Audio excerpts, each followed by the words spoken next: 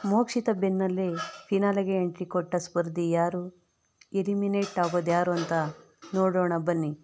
ಈ ವಾರದ ಕಿಚ್ಚ ಸುದೀಪ್ ಪಂಚಾಯಿತಿ ಕಟ್ಟಕಡೆಯ ಪಂಚಾಯಿತಿ ಆಗಿದೆ. ಒಟ್ಟು ಸೀಸನ್ನ ಕಟ್ಟಕಡೆಯ ಈ ಒಂದು ಪಂಚಾಯಿತಿಯಲ್ಲಿ ಕಿಚ್ಚನಿಗೆ ಹೇಳೋಕೆ ಏನೂ ಇರಲ್ಲ ಅನಿಸುತ್ತದೆ. ಕಾರಣ, ಕಳೆದ 3 ತಿಂಗಳಲ್ಲಿ ಪ್ರತಿ ವಾರ ಕಿಚ್ಚ ಸುದೀಪ್ ಎಲ್ಲರಿಗೂ ಎಲ್ಲವನ್ನೂ ಹೇಳಿದ್ದಾರೆ. ಬಿಗ್ ಬಾಸ್ ಗ್ರ್ಯಾಂಡ್ ಫಿನಾಲೆಗೆ ಕ್ಷಣಗಣನೆ ಶುರುವಾಗಿದೆ.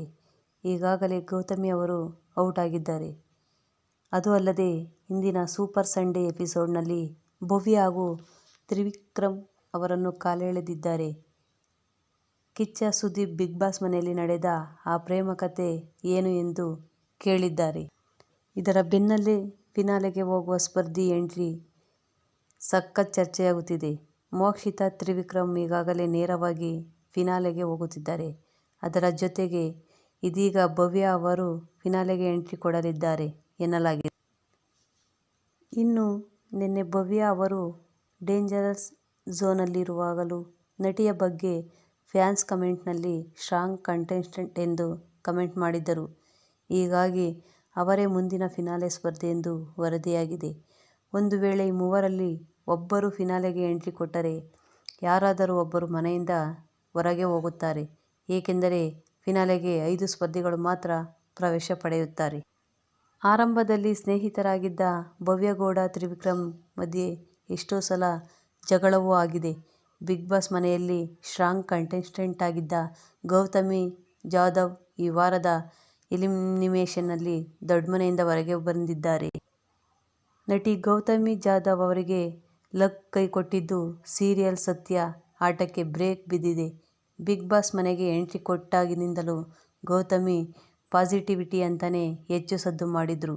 ಮುಖವಾಡ ತೆಗೆದು ಆಟವಾಡಿ ಎಂಬ ಜನ ಸಂದೇಶ ಬಂದ ಬಳಿಕವೂ ಗೌತಮಿ ತನ್ನದ ಆಟವನ್ನು ಬಿಟ್ಟುಕೊಡಲಿಲ್ಲ. ಸ್ಟ್ರಾಂಗ್ ಸ್ಪರ್ಧಿಯಾಗಿ ಪೈಪೋಟಿ ನೀಡಿದ್ರು. ಸದಾ ಪಾಸಿಟಿವ್ ಆಗಿರುತ್ತೇನೆ, ಎಲ್ಲವನ್ನು ಪಾಸಿಟಿವ್ ಆಗಿಯೇ ತೆಗೆದುಕೊಳ್ಳುತ್ತೇನೆ ಎಂದು ಗೌತಮಿ ಜಾಧವ್ ಹೇಳಿದ್ದರು. ಹೆಚ್ಚಾಗಿ ಕಿರುಚಿ ಜಗಳವಾಡಿದ್ರು.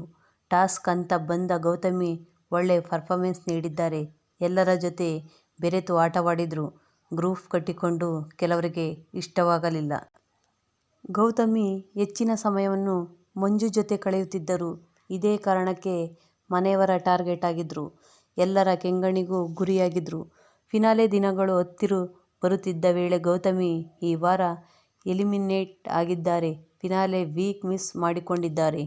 ಈ ವಾರದ ಕಿಚ್ಚ ಸುದೀಪ್ ಪಂಚಾಯಿತಿ ಕಟ್ಟಕಡೆಯ ಪಂಚಾಯಿತಿ ಆಗಿದೆ.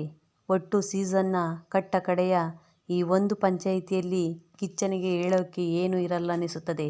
ಕಾರಣ, ಕಳೆದ 3 ತಿಂಗಳಲ್ಲಿ ಪ್ರತಿ ವಾರ ಕಿಚ್ಚ ಸುದೀಪ್ ಎಲ್ಲರಿಗೂ ಎಲ್ಲವನ್ನೂ ಹೇಳಿದ್ದಾರೆ. ಮೋಕ್ಷಿತ ಫಿನಾಲೆಗೆ ಸೆಲೆಕ್ಟ್ ಆಗಿದ್ದಾರೆ. ಅಲ್ಟಿಮೇಟ್ ಕ್ಯಾಪ್ಟನ್ ಹನುಮಂತು ಈ ಒಂದು ಅವಕಾಶ ಮಾಡಿಕೊಟ್ಟಿದ್ದಾರೆ. ಹನುಮಂತು ಮನಸ್ಸು ಚೇಂಜ್ ಮಾಡಿದರೆ ಮೋಕ್ಷಿತಗೆ ಚಾನ್ಸ್ ಸಿಗ್ತಾನೇ ಇರಲಿಲ್ಲ. ಆದರೆ ಹನುಮಂತು ಈ ಒಂದು ವಿಚಾರದಲ್ಲಿ ಮೋಕ್ಷಿತರನ್ನೇ ಸೆಲೆಕ್ಟ್ ಮಾಡಿದ್ದಾರೆ. ಯಾಕೆ ಸೆಲೆಕ್ಟ್ ಮಾಡಿದ್ದಾರೆ ಅಂತಲೂ ಹೇಳಿದ್ದಾರೆ.